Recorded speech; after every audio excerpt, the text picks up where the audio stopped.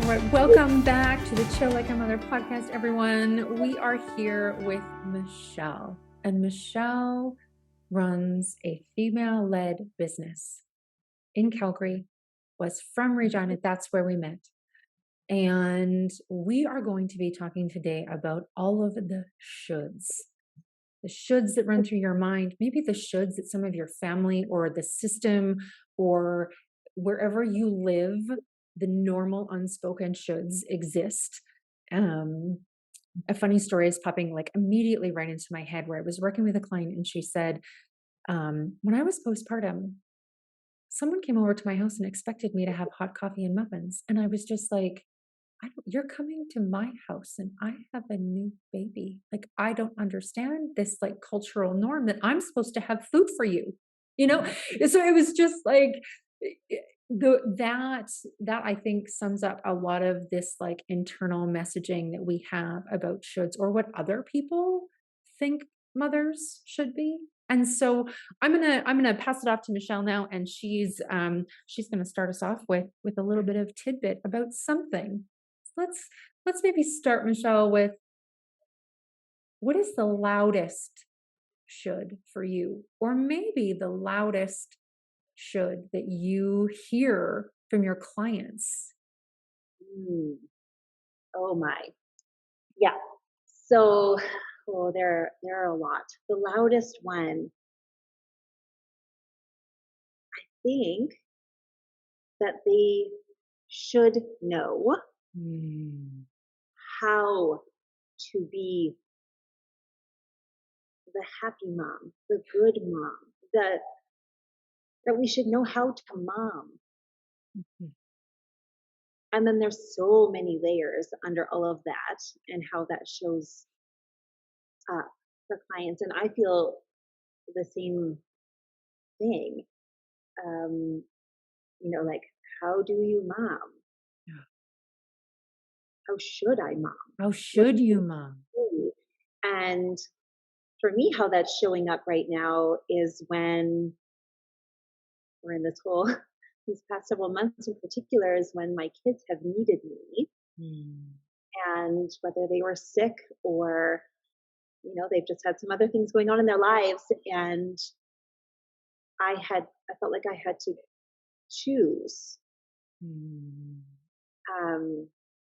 And I think ultimately, deep down, I knew the right choice for myself.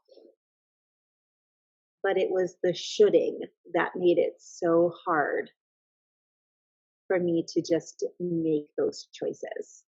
And I did, I think, because I've come far enough that I'm like, no, this is what I need so that I can show up in all of the aspects of my life. But I could see my clients struggling too in making those choices. And it would show up simply in them apologizing for missing a week in the studio doing group fitness classes. And I'm like, don't ever apologize for that. And they say, well, it should be a priority. And I'm like, well, you were taking care of your children or you were taking care of yourself. This overwhelming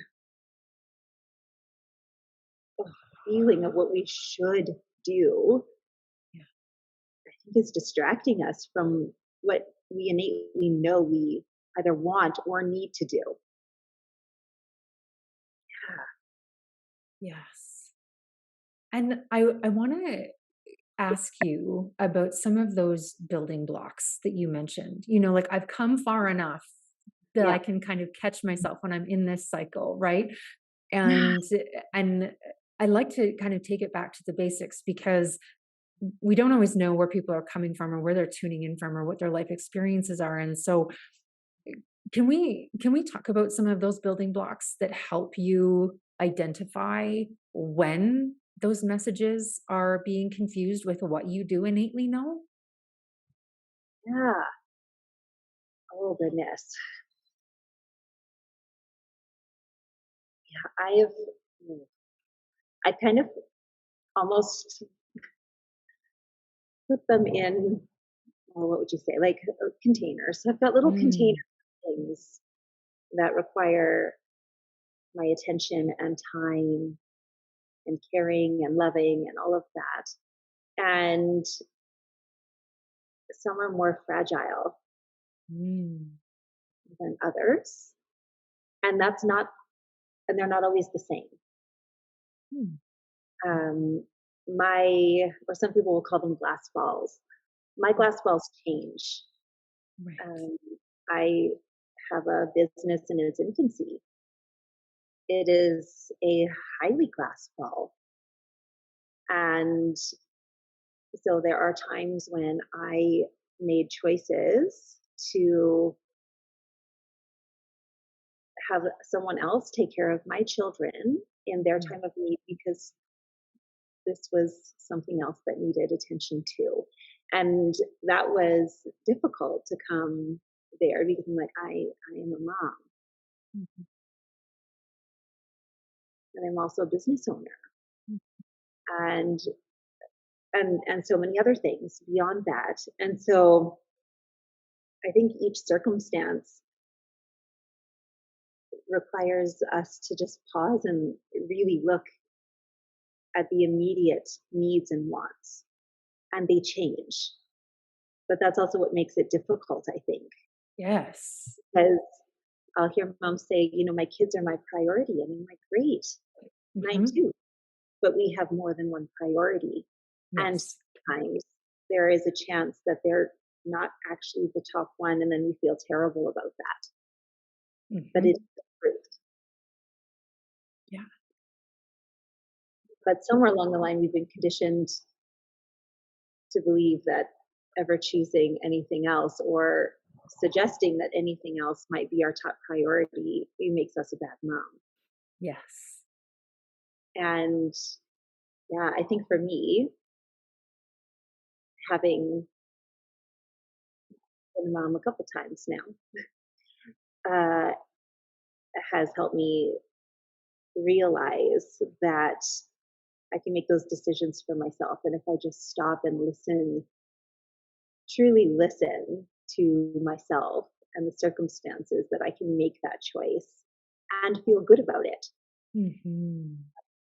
And I know that that is hard to do, but yeah, Michelle 8 years ago with an infant would be entirely different than now. The Right. should was very, very heavy then. I Ooh. hadn't had time to settle into mom and what that meant and what really mattered to me in the end, you know? Yeah. Yeah. And yeah, so I think just being clear on what are your values Mhm. and what are your actual priorities, not what you think they need to be Mhm. or should be, but what are they? And if you'll stay true to your values and you're aware of your true priorities, I think the shoulds dissipate, or at least Mm. less. Mhm. You Mhm. can make the choices easy per se, but I think you can feel good about them. Yes. Yes. Can we zoom in Mm, to a moment when you were in this internal conflict of, I know what my values are, but I also have this really loud other voice that's coming in and it's disrupting my ability to hold, prioritize my containers or the diverse number of balls that I'm juggling right now. And the the curiosity that I'm having is how do you go from, on a real personal level, how do you go from, okay, I know this should is here, like I should want to stay home with my kids when they're sick. I should just be able to push the business stuff aside, right? When you're in this moment of like real internal turmoil, kind of, right? Like there's a lot of nattering happening, like a lot of noise and like a lot of stuff happening. How do you sink into that moment and decide what is there a practice or a ritual or a thing that you do that kind of grounds you into, no, okay, this is my why, this is my value, and this is how I live this out. Yeah. I write it down. Okay. I have to put pen to paper. That's how I do everything still to this day. Um, I think just because, yeah, my mind is noisy all the time, but it's extra noisy in challenging times when you're trying to make those difficult decisions. And it just cuts out some of the noise if you can just clearly even examine the scenarios a little bit. Mm, And I think that's sometimes all that I really need is that clarity and writing it down or even talking it out to my friends who are on my speed dial. They're getting my voice notes as I'm working my way through it. Just saying it out loud, I don't even care if they listen to it. right. Just expressing it, getting it outside of my head, Yes. into the air or onto the paper makes it more clear on what my beliefs are versus my feelings of fears of other people's beliefs. Mm. Mhm. And as a busy mom, tell me how you carve out that time, because that's like the FAQ of my life is, but I don't have time. How do I find the time? I know I can just hear it. I can hear it in the voices of some of the loyal podcast listeners already. But like, but how? But how do I actually do that? Right. Yeah. I mean, it's a terrible answer, but discipline, honestly. Yes, Just that's not terrible. yeah, and like I feel terrible saying it because they're like, great, but like how do I do it? I'm like, yeah, I I know, know. right? But it's just like before bed is a big one for me. As Yeah. I am driving to pick up my kids, I will just like audio record it to like while I'm driving. It's an easy place for me to do it. And I just have those spaces that require 5 or 10 minutes where I intentionally get it out of my brain Hmm. to the world. And yeah, I feel like the time thing is like, I feel that too. The pressure. I Yeah. don't have time. I feel that every day. And yet, all of the conflicting voices in my head and feelings are distracting me from being present often. Yeah. Which adds to this conditioned message that we all have that we don't have time, Yes. right? Because we're spending so much mental energy, Yes. so much mental energy up in our brains that it actually feels super arduous to get it from brain to mouth or brain to hand because we're already exhausted from playing it on repeat up in here. Yeah. And I think you make a really good point about once it's out, your body actually can feel that clarity. It feels that relief. And when we talk about discipline in this way, is that, you know, self-care is actually like the real, like future me thanks me for this moment. Self-care Yeah. is actually way simpler than we think it is. Mm. And when we're dealing with these shoulds and conditioned messages and the patriarchy and what women should be and what men should be, when your body gets that feeling and you notice the ripple effects, you notice that you can be more present. You notice that if you just get 2 hours of work done today, then you can be with your kids for the weekend. Or if you can hire a babysitter to come over and do the after school and the supper, and you're going to come home at 8 and you're going to get a good night's sleep, and you get to wake up tomorrow morning and the brain noise is quieter or softer, then you're actually more disciplined or more motivated to do more of it. Because what I tell my clients all the time is that I'm not motivated to make art. I'm actually not that motivated to do it.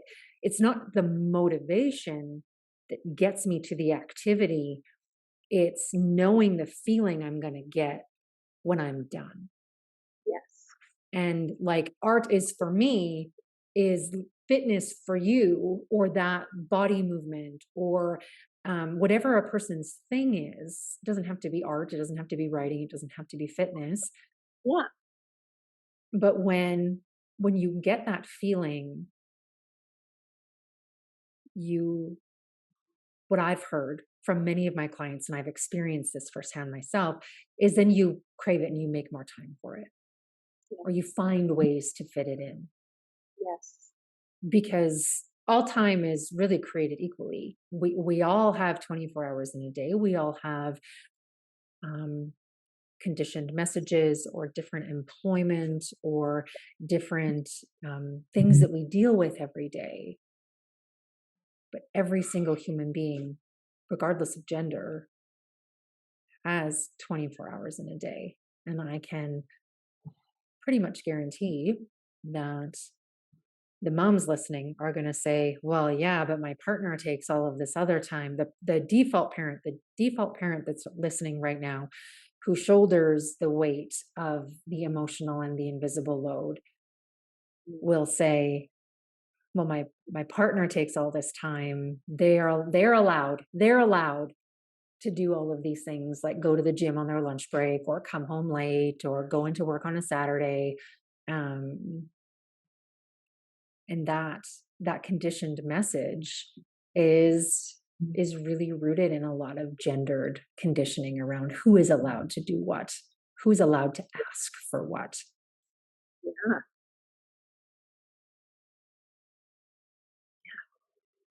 And so in these moments, Michelle, when you are needing to go back to your foundation, those building blocks, those things that have served you well in the past, what is the internal message that you have to tell yourself to get there? What is that? What is that practice of when you catch yourself in that cycle, and you know you need to stop and take a moment to ground?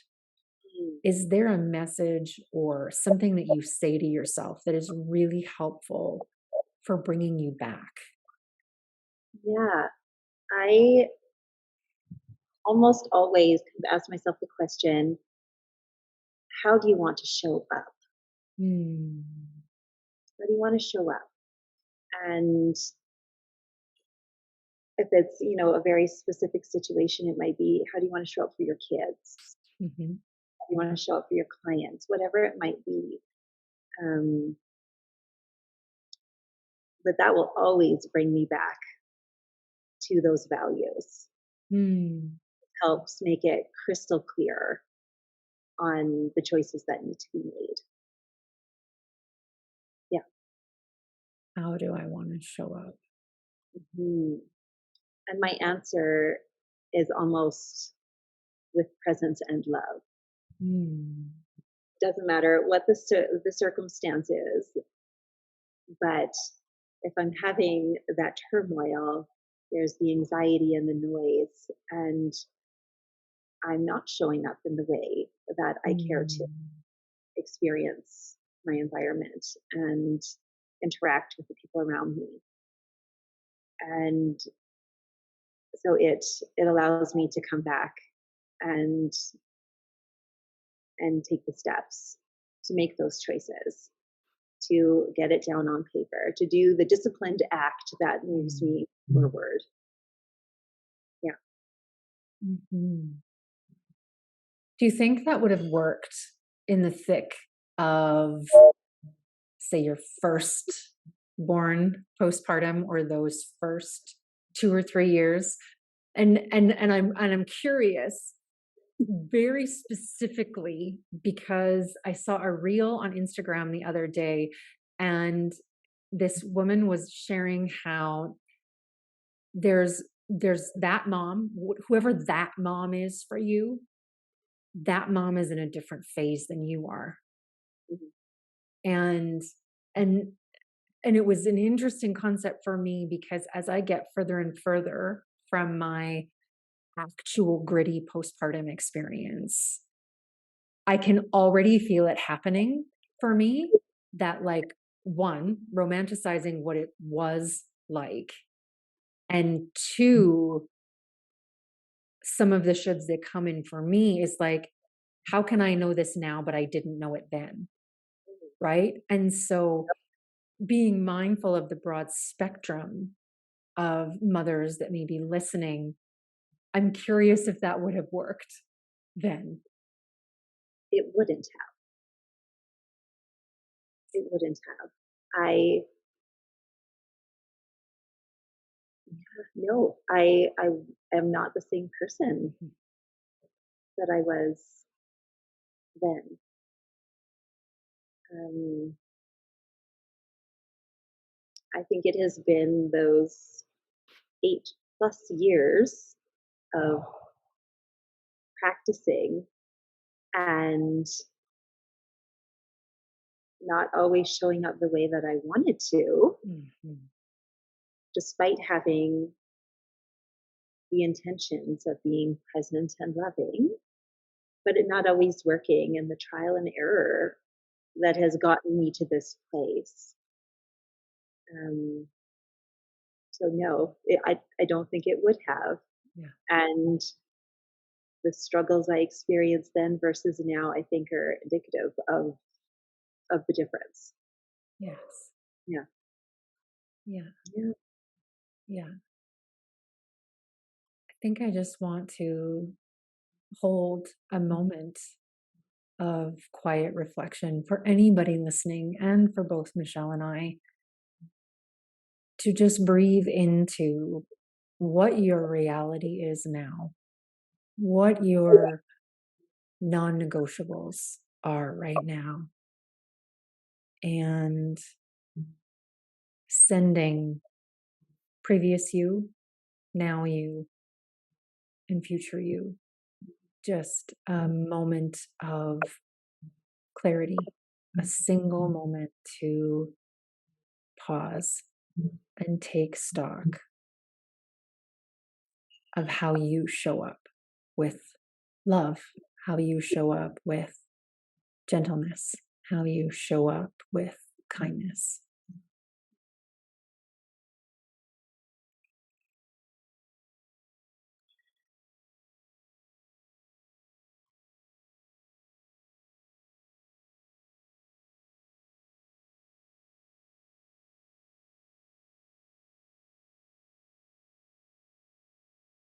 Mm.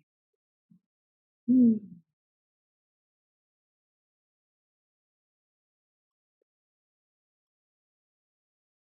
Even if you could go back 2 weeks, 2 years, 8 years, what would you want previous self to know about the patriarchy, about conditioning, about the shoulding, about any of it?